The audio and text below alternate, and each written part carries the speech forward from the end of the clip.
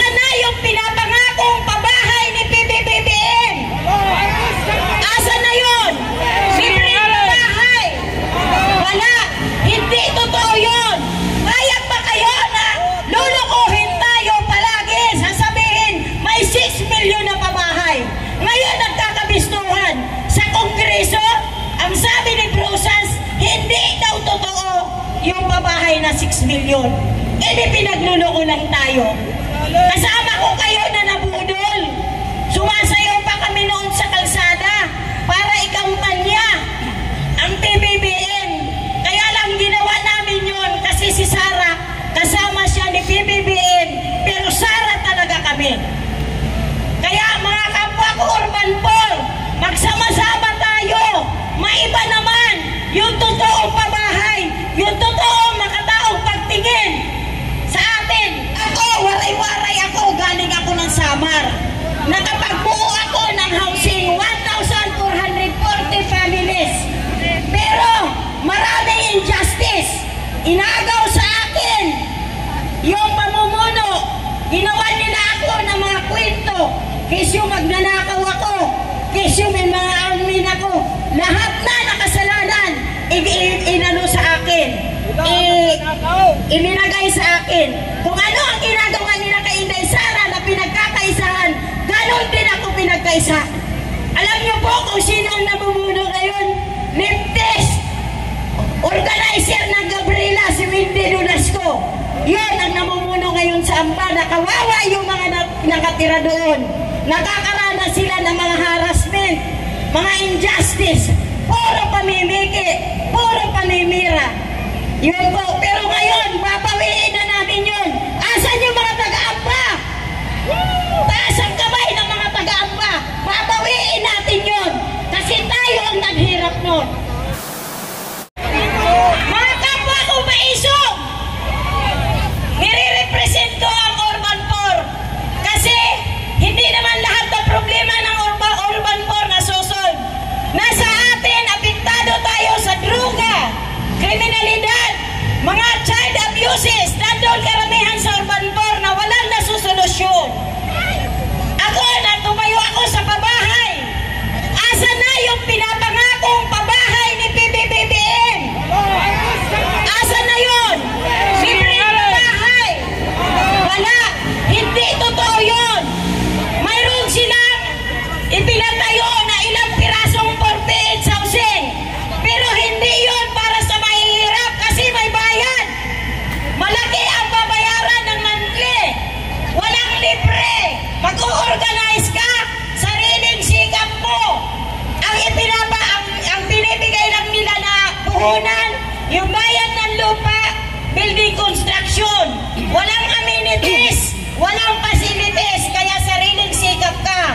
Tapos babayaran mo pa ng malaki, 3,000 sa loob ng 30 years.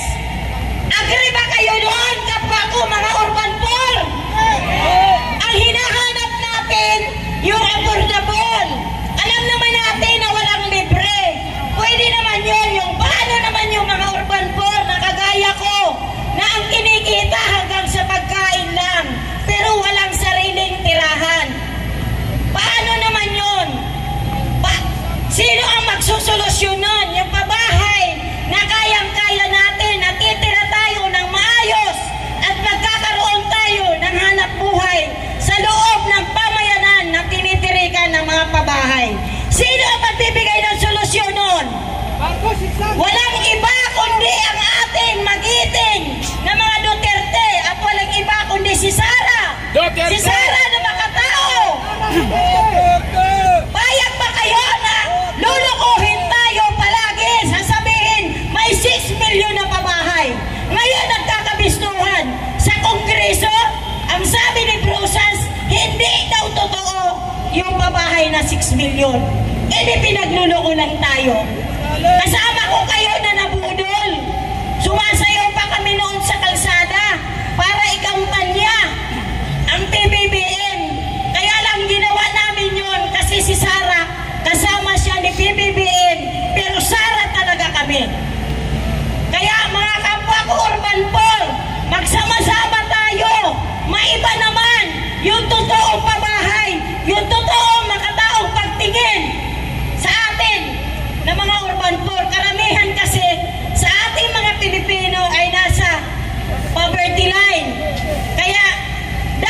yung mga injustice na nangyayari sa atin, dapat magkaroon na yan ng kalutasan, magkaroon na yan ng justice.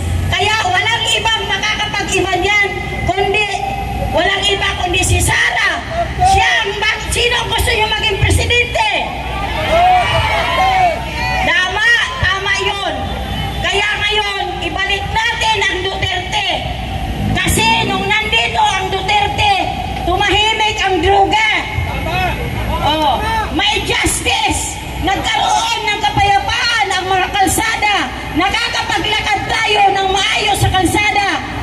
Kahit madilim. Ngayon, nakakapaglakad pa ba kayo ng maayos?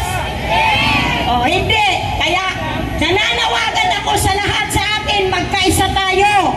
Magkaisa tayo. Marcos resign! Marcos resign! Ako, waray-waray ako. Galing ako ng Samar. Nakapagbuo ako ng housing 1,440 families. Pero maraming injustice. Inagaw sa akin yung pamumuno. Ginawa nila ako ng mga kwento. Kesyo magnanakaw ako. Kesyo may mga amin ako. Lahat na nakasalanan inano sa akin. Iminagay sa akin. Kung ano ang ginagawa nila kay Inday Sara na pinagkakaisahan, ganon din ako pinagkaisa. Alam niyo po kung sino ang namumuno ngayon? Leftist organizer ng Gabriela, si Wendy Nolasco. Yan ang namumuno ngayon sa Amba. Nakawawa yung mga nakatira doon. Nakakaranas sila ng mga harassment, mga injustice, puro pamimiki, puro pamimira. Yun po. Pero ngayon, babawiin na namin yun. Asan yung mga taga-Amba? Taas ang kamay ng mga taga-Amba. Babawiin natin yun. Kasi tayo ang naghirap nun. Kaya ito lang ang pag-asa namin. Magkakaroon ng justice system ang mga urban poor. Magiging maayos. Magkakaroon ng mga sariling tirahan. Hindi ako ang nangangako pero malakas ang loob ko magsabi dahil alam kong mangyayari. Maraming salamat po.